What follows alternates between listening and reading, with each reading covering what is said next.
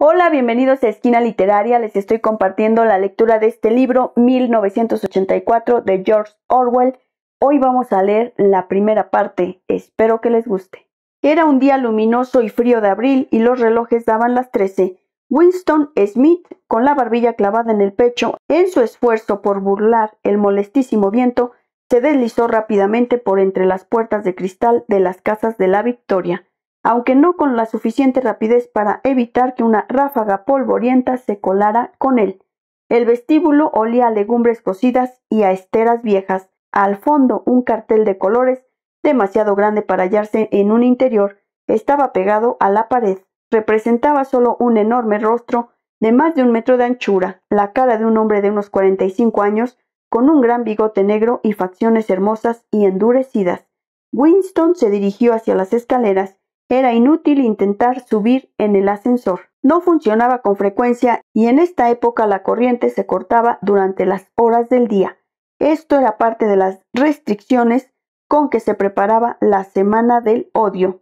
Winston tenía que subir a un 7º piso. Con sus 39 años y una úlcera de varices por encima del tobillo derecho, subió lentamente. En cada descansillo frente a la puerta del ascensor, el cartelón del enorme rostro miraba desde el muro. Era uno de esos dibujos realizados de tal manera que los ojos le siguen a uno a donde quiera que esté. El gran hermano te vigila, decían las palabras al pie. Dentro del piso, una voz llena leía una lista de números que tenían algo que ver con la producción de lingotes de hierro. La voz salía de una placa oblonga de metal, una especie de espejo empañado, que formaba parte de la superficie de la pared situada a la derecha. Winston hizo funcionar su regulador y la voz disminuyó de volumen, aunque las palabras seguían distinguiéndose. El instrumento, llamado telepantalla, podía ser amortiguado, pero no había manera de cerrarlo del todo. Winston fue hacia la ventana. Afuera, a través de los ventanales cerrados, el mundo parecía frío. Aunque el sol lucía y el cielo estaba intensamente azul, nada parecía tener color a no ser los carteles pegados en todas partes. La cara de los bigotes negros miraba desde todas las esquinas que dominaba la circulación. En la casa de enfrente había uno de estos cartelones. El gran hermano te vigila, decían las grandes letras mientras los sombríos ojos miraban firmemente a los de Winston.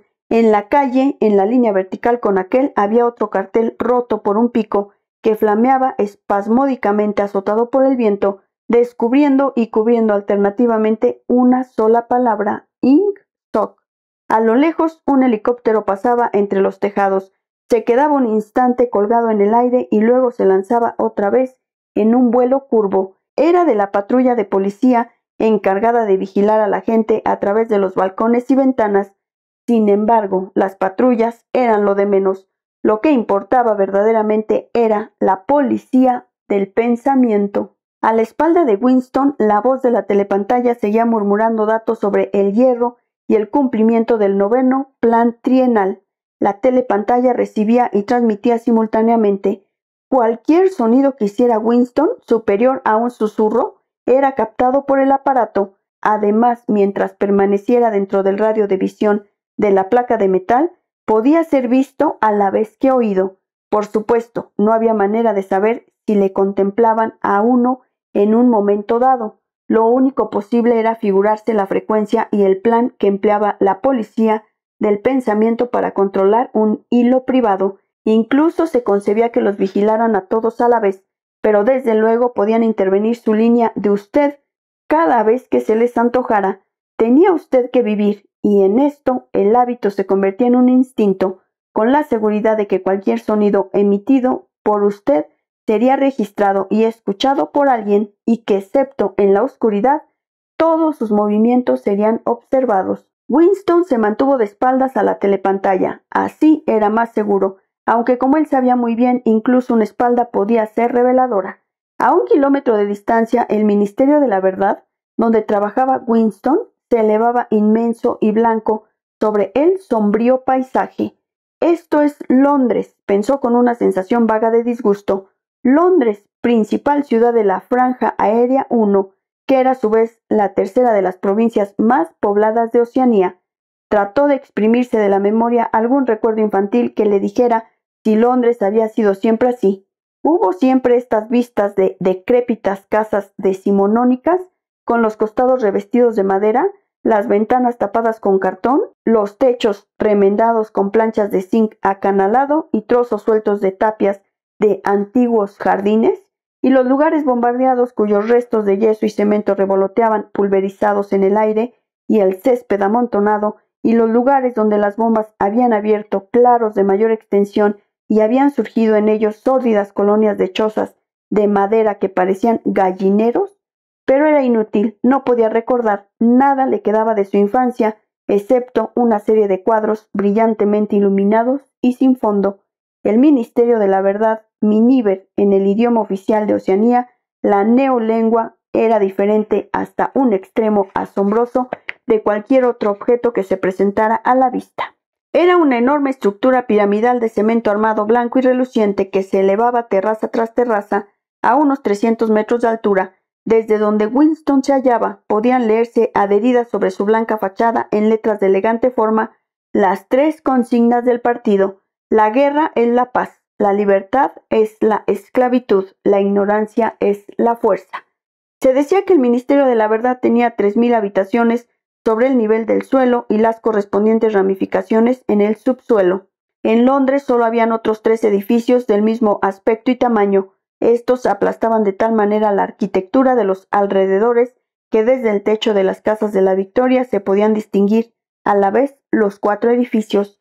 En ellos estaban instalados los 4 ministerios, entre los cuales se dividía todo el sistema gubernamental: el Ministerio de la Verdad, que se dedicaba a las noticias, a los espectáculos, a la educación y a las bellas artes; el Ministerio de la Paz para los asuntos de guerra; el Ministerio del Amor, encargado de mantener la ley y el orden; y el Ministerio de la Abundancia, a la que correspondían los asuntos económicos, sus nombres en neolengua: Miniver, Minipax, Minimor y Minidancia. El Ministerio del Amor era terrorífico, no tenía ventanas en absoluto. Winston nunca había estado dentro del Minimor, ni siquiera se había acercado a medio kilómetro. Era imposible entrar allí, a no ser por un asunto oficial, y en ese caso había que pasar por un laberinto de caminos rodeados de alambre espinoso, puertas de acero y ocultos nidos de ametralladoras. Incluso las calles que conducían a sus salidas extremas estaban muy vigiladas por guardias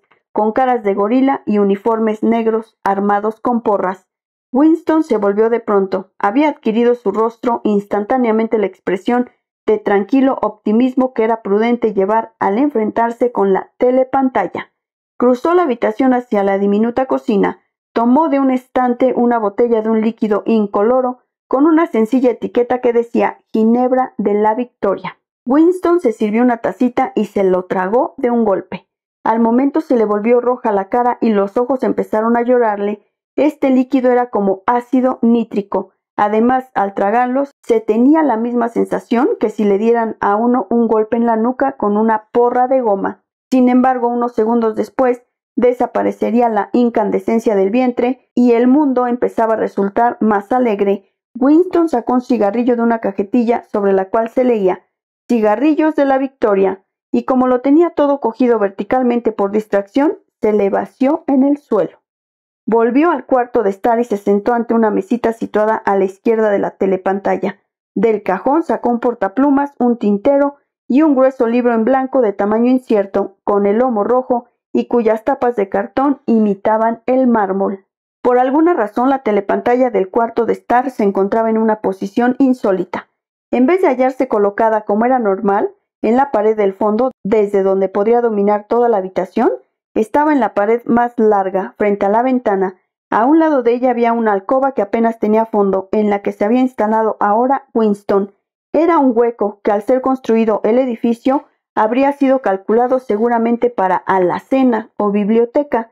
Sentado en aquel hueco y situándose lo más dentro posible, Winston podía mantenerse fuera del alcance de la telepantalla en cuanto a la visualidad, ya que no podía evitar que oyeran sus ruidos. En parte, fue la misma distribución insólita del cuarto lo que le indujo a lo que ahora se disponía a hacer. Pero también se lo había sugerido el libro que acababa de sacar del cajón. Era un libro excepcionalmente bello, su papel suave y cremoso, un poco amarillento por el paso del tiempo, por lo menos Hacía 40 años que no se fabricaba. Sin embargo, Winston suponía que el libro tenía muchos años más. Lo había visto en el escaparate de un establecimiento de compra-venta en un barrio miserable de la ciudad. No recordaba exactamente en qué barrio había sido, y en el mismísimo instante en que lo vio, sintió un irreprimible deseo de poseerlo.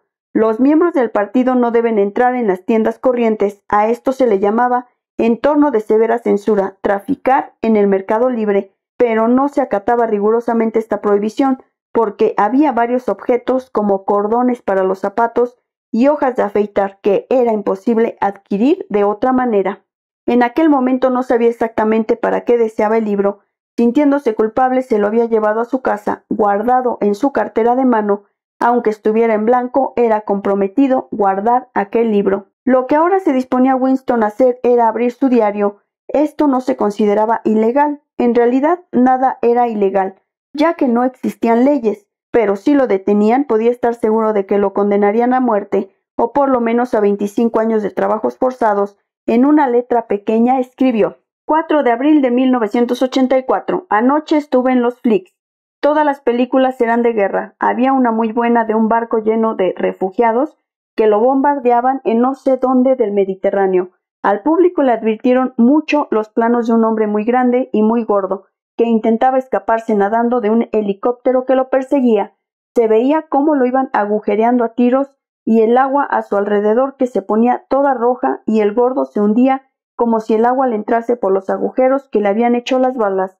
La gente se moría de risa cuando el gordo se iba hundiendo en el agua, y también una lancha salvavidas llena de niños con un helicóptero que venga a darle vueltas y más vueltas. Había una mujer de edad madura, que bien podía ser una judía, y estaba sentada en la proa con un niño en los brazos que quizá tuviera unos 3 años. El niño chillaba con mucho pánico, metía la cabeza entre los pechos de la mujer y parecía que se quería esconder así, y la mujer lo rodeaba con los brazos y lo consolaba como si ella no estuviese también aterrada, y como si por ponerlo así en los brazos fuera a evitar que le alcanzaran las balas. Entonces el helicóptero tira una bomba sobre el bote y no queda ni una astilla de él, que fue una explosión, pero qué magnífica, y luego salía un primer plano maravilloso del brazo del niño subiendo por el aire. Yo creo que un helicóptero con su cámara debe haberlo seguido así por el aire, y la gente aplaudió muchísimo, pero una mujer que estaba entre los proletarios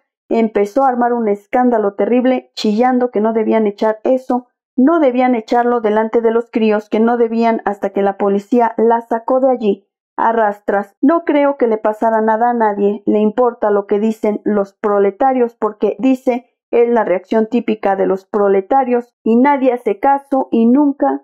Winston dejó de escribir, en parte debido a que le daban calambres. No sabía por qué había soltado esta sarta de incongruencias, pero lo curioso era que mientras lo hacía se le había aclarado otra faceta de su memoria, hasta el punto de que ya se creía en condiciones de escribir lo que realmente había querido poner en su libro. Ahora se daba cuenta de que si había querido venir a casa a empezar su diario precisamente hoy era causa de este otro incidente. Había ocurrido aquella misma mañana en el ministerio, si es que algo de tal vaguedad podía haber ocurrido. Cerca de las 11:01 en el departamento de registro, donde trabajaba Winston, sacaban las sillas de las cabinas y las agrupaban en el centro del vestíbulo, frente a la gran telepantalla, preparándose para los 2 minutos de odio. Winston acababa de sentarse en su sitio en una de las filas de en medio, cuando entraron 2 personas a quienes él conocía de vista, pero a las cuales nunca había hablado. Una de estas personas era una muchacha con la que se había encontrado frecuentemente en los pasillos.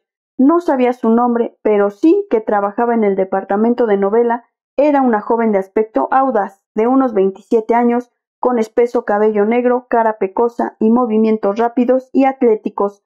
Llevaba el mono, ceñido por una estrecha faja roja que le daba varias veces la vuelta a la cintura, realzando así la atractiva forma de sus caderas. Y ese cinturón era el emblema de la Liga Juvenil Antisex. A Winston le produjo una sensación desagradable desde el primer momento en que la vio. En realidad, a Winston le molestaban casi todas las mujeres, y especialmente las jóvenes y bonitas, porque eran siempre las mujeres, y sobre todo las jóvenes, lo más fanático del partido, las que se tragaban todos los eslogans de propaganda, y abundaban entre ellas las espías aficionadas, y las que mostraban demasiada curiosidad por lo heterodoxo de los demás.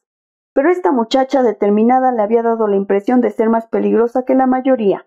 Una vez que se cruzaron en el corredor, la mujer le dirigió una rápida mirada oblicua que por unos momentos dejó aterrado a Winston. Incluso se le había ocurrido que podía ser un agente de la policía del pensamiento. No era desde luego muy probable. Sin embargo, Winston siguió sintiendo una intranquilidad muy especial cada vez que la muchacha se hallaba cerca de él. Una mezcla de miedo y hostilidad.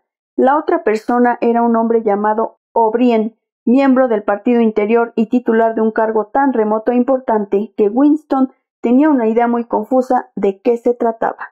Un rápido murmullo pasó por el grupo ya instalado en las sillas cuando vieron acercarse el mono negro de un miembro del Partido Interior. O'Brien era un hombre corpulento, con un ancho cuello y un rostro vasto, brutal y, sin embargo, rebosante de buen humor. A pesar de su formidable aspecto, sus modales eran bastante agradables. Sentíase fuertemente atraído por él y no solo porque le intrigaba el contraste entre los delicados modales de O'Brien y su aspecto de campeón de lucha libre, sino mucho más por una convicción secreta, o quizá ni siquiera fuera una convicción, sino solo una esperanza de que la ortodoxia política de O'Brien no era perfecta. En ese momento O'Brien miró su reloj de pulsera y al ver que eran las 11:01, seguramente decidió quedarse en el departamento de registro hasta que pasaran los 2 minutos de odio. Tomó asiento en la misma fila que Winston, separado de él por 2 sillas. Una mujer bajita y de cabello color arena, que trabajaba en la cabina vecina a la de Winston, se instaló entre ellos. La muchacha del cabello negro se sentó detrás de Winston. Un momento después se oyó un espantoso chirrido, como de una monstruosa máquina sin engrasar, ruido que procedía de la gran telepantalla, situada al fondo de la habitación. Era un ruido que le hacía rechinar a uno de los dientes y que ponía los pelos de punta. Había empezado el odio. Como de costumbre apareció en la pantalla el rostro de Emmanuel Goldstein, el enemigo del pueblo. Del público salieron aquí y allá fuertes silbidos. La mujeruca del pelo arenoso dio un chillido, mezcla de miedo y asco. Goldstein era el renegado que desde hacía mucho tiempo, nadie podía recordar cuánto, había sido una de las figuras principales del partido, casi con la misma importancia que el Gran Hermano, y luego se había dedicado a actividades contrarrevolucionarias. Había sido condenado a muerte y se había escapado misteriosamente, desapareciendo para siempre. Los programas de los 2 minutos de odio variaban cada día, pero en ninguno de ellos dejaba de ser Goldstein el protagonista. Era el traidor por excelencia, el que antes y más que nadie había manchado la pureza del partido. Todos los subsiguientes crímenes contra el partido, todos los actos de sabotaje, herejías, desviaciones y traiciones de toda clase procedían directamente de sus enseñanzas. En cierto modo, seguía vivo y conspirando. Quizás se encontrara en algún lugar enemigo a sueldo de sus amos extranjeros, e incluso era posible que, como se rumoreaba alguna vez, estuviera escondido en algún sitio de la propia Oceanía. El diafragma de Winston se encogió. Nunca podía ver la cara de Goldstein sin experimentar una penosa mezcla de emociones. Era un rostro judío, delgado, con una aureola de pelo blanco y una barbita de chivo. Tenía cara inteligente, sin embargo, algo de despreciable, y una especie de tontería senil que le prestaba su larga nariz, a cuyo extremo se sostenían en difícil equilibrio unas gafas. Parecía el rostro de una oveja y su misma voz tenía algo de ovejuna. Goldstein pronunciaba su habitual discurso en el que atacaba venenosamente las doctrinas del partido, insultaba al Gran Hermano, acusaba al partido de ejercer una dictadura y pedía que se firmara inmediatamente la paz con Eurasia. Abogaba por la libertad de palabra, la libertad de prensa, la libertad de reunión y la libertad de pensamiento, gritando histéricamente que la revolución había sido traicionada. Antes de que el odio hubiera durado 30 segundos, la mitad de los espectadores lanzaban incontenibles exclamaciones de rabia. La satisfecha y ovejuna faz del enemigo y el terrorífico poder del ejército que desfilaba a sus espaldas era demasiado para que nadie pudiera resistirlo indiferente. Además, solo con ver a Goldstein o pensar en él, surgían el miedo y la ira automáticamente. Era él un objeto de odio más constante que Euroasia o que Asia Oriental. ya que cuando Oceanía estaba en guerra con alguna de estas potencias, solía hallarse en paz con la otra, pero lo extraño era que, a pesar de ser Goldstein el blanco de todos los odios y de que todos lo despreciaran, a pesar de que apenas pasaba día y cada día ocurría esto 1000 veces, sin que sus teorías fueran refutadas, aplastadas, ridiculizadas en la telepantalla, en las tribunas públicas, en los periódicos y en los libros, a pesar de todo ello, su influencia no parecía disminuir. Siempre había nuevos incautos dispuestos a dejarse engañar por él. No pasaba ni un solo día sin que espías y saboteadores que trabajaban siguiendo sus instrucciones fueran atrapados por la policía del pensamiento.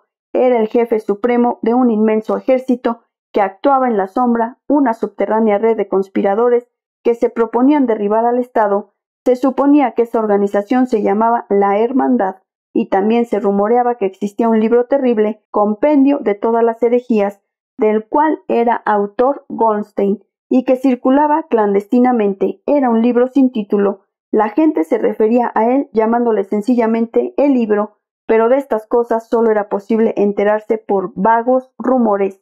Los miembros corrientes del partido no hablaban jamás de la hermandad ni del libro si tenían manera de evitarlo. En un segundo minuto el odio llegó al frenesí. Los espectadores saltaban y gritaban enfurecidos, tratando de apagar con sus gritos la perforante voz que salía de la pantalla. La mujer del cabello color arena se había puesto al rojo rijo y abría y cerraba la boca como un pez al que acababan de dejar en tierra. Incluso O'Brien tenía la cara congestionada, estaba sentado, muy rígido, y respiraba con su poderoso pecho como si estuviera resistiendo la presión de una gigantesca ola. La joven, sentada exactamente detrás de Winston, aquella morena, había empezado a gritar «¡Cerdo! ¡Cerdo! ¡Cerdo!», y de pronto, cogiendo un pesado diccionario de neolengua, lo arrojó a la pantalla. El diccionario le dio a Goldstein en la nariz y rebotó, pero la voz continuó inexorable. En un momento de lucidez descubrió Winston que estaba chillando histéricamente como los demás y dando fuertes patadas con los talones contra los palos de su propia silla.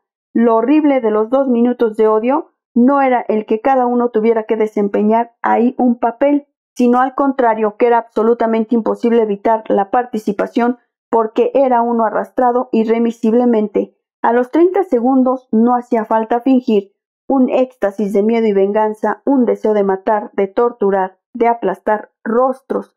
Con un martillo parecían recorrer a todos los presentes como una corriente eléctrica, convirtiéndole a uno, incluso contra su voluntad, en un loco gesticulador y vociferante. Y sin embargo, la rabia que se sentía era una emoción abstracta e indirecta, que podía aplicarse a uno u otro objeto como la llama de una lámpara de soldadura autógena.